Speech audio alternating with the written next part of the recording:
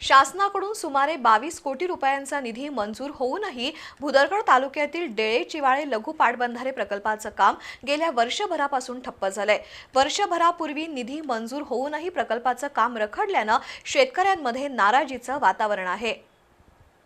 भुदरगड तालुक्यातील डेळे चिवाळे लघु पाटबंधारे प्रकल्प सुमारे 4 दशकांपासून प्रलंबित आहे। या प्रकल्पाला पालकमंत्री प्रकाश आंबेडकर यांच्या प्रयत्नातून मंजुरी मिळाली।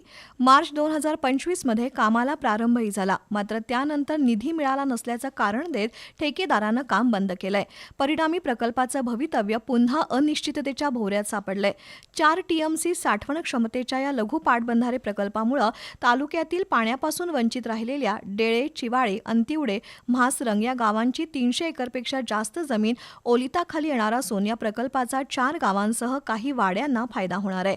त्यामुळे तालुक्याच्या पश्चिम भागातील शेतकऱ्यांसाठी हा प्रकल्प अत्यंत महत्त्वाचा मानला जातो। शेतीला कायमस्वरूपी पाणी उपलब्ध होऊन परिसर सुजलाम सुफलाम होण्याची अपेक्षा आहे। दरम्यान या कामाचा ठेका जिल्ह्याबाहेरील एका बड्या नेत्याच्या नातेवाईकाला दिल्याची चर्चा रंगली असून त्यामुळे प्रकल्प रखडल्याच्या आरोपांनाही उधाण आलंय।